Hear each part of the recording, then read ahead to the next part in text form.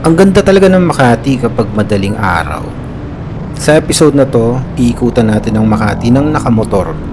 Pero bago yan, paano ba to nagsimula? Okay, so kaninang umaga, nagising ako ng 4 a.m. Lagi na ako nagigising ng 4 a.m. lately. Ganun yata talaga. Kumain ako ng saging, tapos nagmuni-muni kung ano ba gagawin ko ng 4 a.m. Magwawalis, maglilinis, minsan nagluluto ako. Pero naisip kong lumarga at magmotor. So yan, sinusuot ko yung sapatos. Siyempre, poporma na rin tayo. Suot natin tong paboritong army jacket. At ito yung napili kong headgear. Ito na, game. Ang ganda talaga ng kulay ng alas 5 ng umaga. Yung kakadapo lang nung liwanag ng araw sa earth. You know, ganda ng bagsak ng ng blue ng sky, yung mga ilaw. So nakakatuwa. Baka yun yung kung bakit nagigising na maaga yung mga matatanda, kasi mas masarap yung ganitong eksena na tahimik lang. Dahan-dahan pala sa mga kagaya kong nagsuscooter o nagmumotor. Make sure na na kalkulado ng lahat nung kasabay nyo sa kalsada, yung kilos nyo, yung takbo nyo. Hirap pala yung nagmumotor dati. Isa ako sa mga, admittedly, yung mga naaasar, pero ang dami ko na-realize nung nagsimula akong magmotorsiklo, magbike. Una na dyan yung ang dami mo palang kailangan isipin at siguruhin, like yung balanse, kailangan alert ka sa preno, kailangan yung pagpreno mo hindi basta-basta, biglaan, kailangan yung nasa likod mo, tansyado ka, so hindi ka bigla na lang magpreno kasi baka mamaya merong nakatutok sa'yo. Ano pa ba? Yun, kailangan mong tignan yung mga kanto-kanto, baka biglang may susugod, busina pag kailangan, to signal, ilaw, balanse, sabi ko ba yung balanse. Tsaka isang maganda sa mga nagmomotor, na nagtutulungan pala kayo kahit di kayo magkakakilala. Minsan may mga nakikita ako na biglang humihinto to check on someone na kung mukhang may nasa trouble or nasiraan ba. So yun, humihinto talaga sila para i-check ka. And sometimes, madalas pinagbibigyan ka nila, lalo kung nakikiusap ka or di ka makasingit or minsan kakawayan ka lang, basta para kayong isang community sa kalye na kayo yung nagtutulungan, so which is good. So hindi naman masasama yung ugali naman nagmumotor. Merong mga kamote riders talaga, admittedly, pero minsan naisip ko, minsan kaya nila nagagawa yun ay either may iniwasan or baka pag pumreno sila mas mapahamak sila. Pero of course meron din naman talagang oops, diba? So sana mag-ingat na lang lahat, and wag lahat kamote, and wag lahat isipin kamote riders. Okay, nandito na tayo sa Ayala. Ang ganda ng ang ganda na eksena ng Makati kapag hindi ngarag.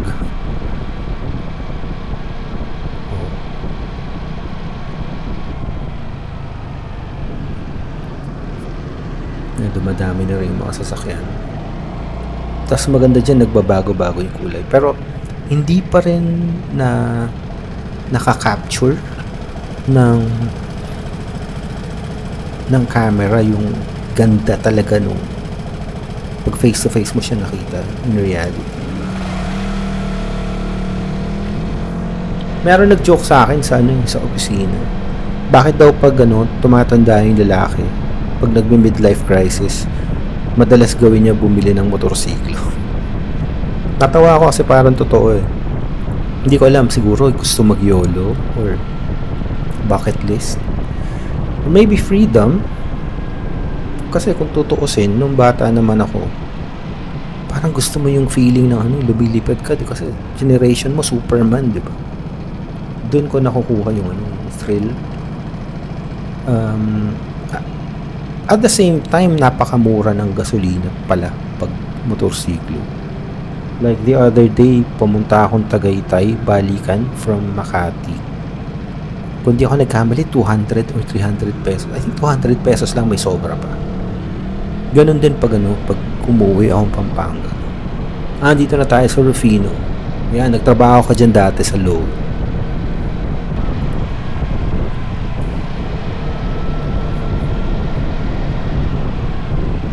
Ito, papuntang Makati Cinema Square. Nandyan yung masarap na Aidas Inasal sa basement. Tsaka yung katabi niya na Chinese restaurant. Ito yung mile-long building. There was a time na lahat ng audio production house meaning yung mga studio na gumagawa ng mga jingle at voice over ng mga commercials. Tabi-tabi sila dyan para sa shopping sa mall ng mga musicians, mga magagaling na arrangers at composers. Yan lahat.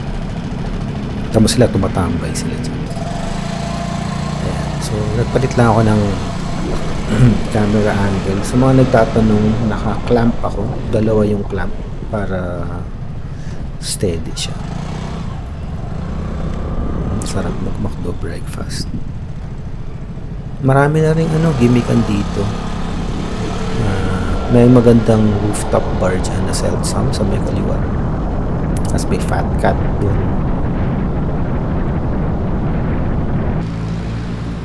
Ayan.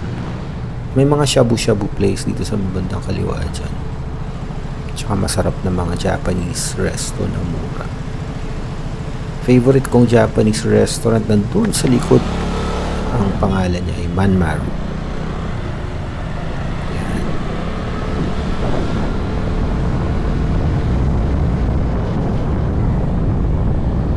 Ayan, dyan banda yung Seltsa. Medyo tago siya. Kung gusto nyo malaman kung nasaan siya, hanapin nyo yung vlog ng kumpare ko, si NJ. Ang title ng vlog niya ay The Clueless Bartender.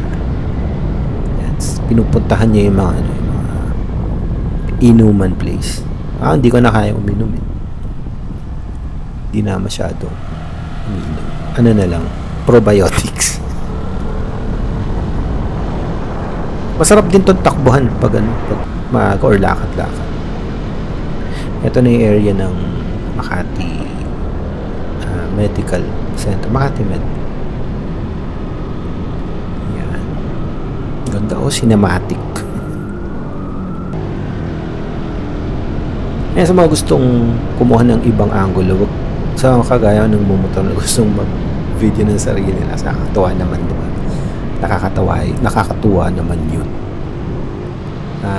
Not to brag, but to inspire yourself. Hanapan nyo lang na iba-ibang angulo. Or itil, or something. Yan, nakalagay yung clamp ko sa may side mirror. Pero ingat lang kasi may chance na magbago yung magalaw yung side. Kaya tingin ako ng tingin kung kailangan ba siyang i-adjust. Saan na ba to? Nagtrabaho din ako somewhere dito siyempre sa GT Tower. Tsaka saan ba yung wire dati? RCPC. Ayan. Although yung sikat yata ngayon, yung uso ngayon, mas mas BGC, mas chill, mas relaxed. Pero sa akin, gusto ko yung grit ng gusto ko yung pagiging epic at old school and may grit yung Makati. Na-try ko naman both, magtrabaho sa Makati at sa BGC. Masarap pumorma sa BGC. Masarap magkape-kape, lakad-lakad. Pero syempre iconic yung Makati. Iconic. Nasarap tumakbo dyan pag Sunday morning kasi carless pa tawag doon, car free. Yung marami artista tumatakbo dyan pag Sunday. Na-try ko na yan dati. Tapos may mga photographers na pumipitik. Pwede na kayo mag-bike dyan.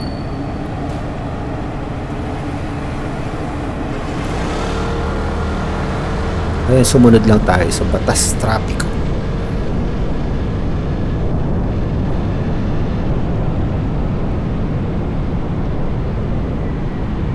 Ang ganda na ng sky, oh.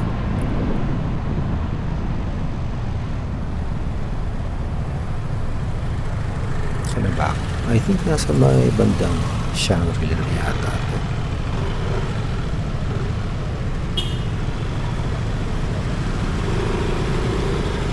Ba't di ako commander? Commander sila.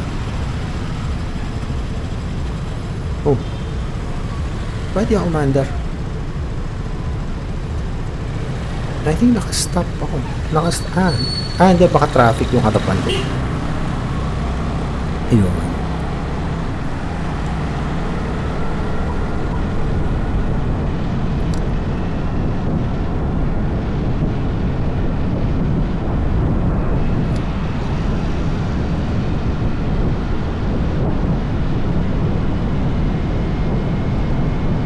Ganyan pala yung kulay nung pinili kong Vespa. Kasi yung isa sa mga best friends ko na sa makabilang buhay na si Cholo, meron siyang Beetle na ganyan ang kulay. So, in memory of Jolong, yung kulay nitong scooter. Nawala na ng hangin doon. Para si Secretary Vince Dizon. Pag nagsasalita si Secretary Vince Dizon ganito, ay biglang pag sa dulo ng sentence, hindi na siya makapagsalita ng hangin. Diba naubos yung boses kapag dulo? Pero okay yung mga ginagawa niya. Okay, wag tayong magpolitika. Baka kung ano pa mga masabi ko. Baka nasa ibang platform natin gamitin. Pero maganda na ikulong lahat ng mga kurakot. Ayan. Mula sa maliliit hanggang malalaki. Nasa Glorieta na tayo, by the way.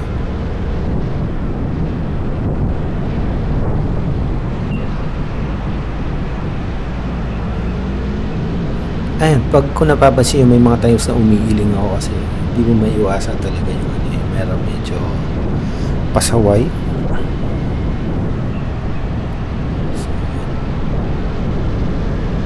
Palabas na tayo ngayon ng EDSA. Ayala Corner, EDSA. Maganda yung mall dyan na bago, One Ayala. Sarap pag-almusal. Ano ba paborito yung almusal? Masarap na almusal yung yung sinangag. Tapos may pritong itlog na tutong yung gilid. Tapos dito sa Makati, nakikita ko yan sa mga Jolly Chip. Yung pritong-prito yung gilid. Mahirap perfectin yun.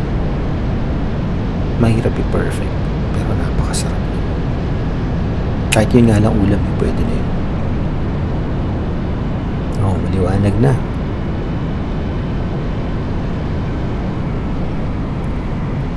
Mukha lang mabilis sa camera pero sa totoong buhay mabagal lang yan. Kung nanonood ang nanay ko, mabagal lang ako. Ang ganda talaga ng umaga. Sarap din magbike. Nahinto ako magbike. Mga tumatawid, dahan-dahan. Si ate girl. Go ate girl na may pulang bag.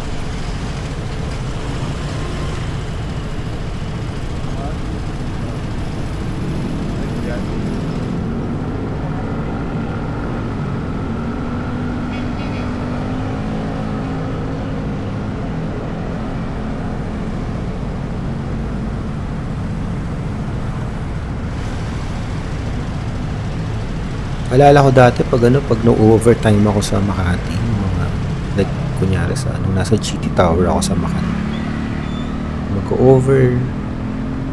Mag-OT ka hanggang 4 AM, 5 AM na. As ang ganda-ganda ng umaga. Tapos kita mo yung horizon. Tas maluluha ka na lang kasi nakikita mo yung mga tao sa Ayala na pumapasok na sa opisina. Alas 8 na pala. Those were the days. Ngayon, di na uso yung OT. I think, hindi, meron pa yata sa iba. Pero sa amin, ako, specifically sa team, inaral, ginawa ng paraan para yun na mag-OT. Pwede namang gawin yung trabaho na on time. Basta hindi pangit. Tsaka woke na yung mga kabataan ngayon. Malalagay ka sa internet kapag pinag-OT mo sila ng todo.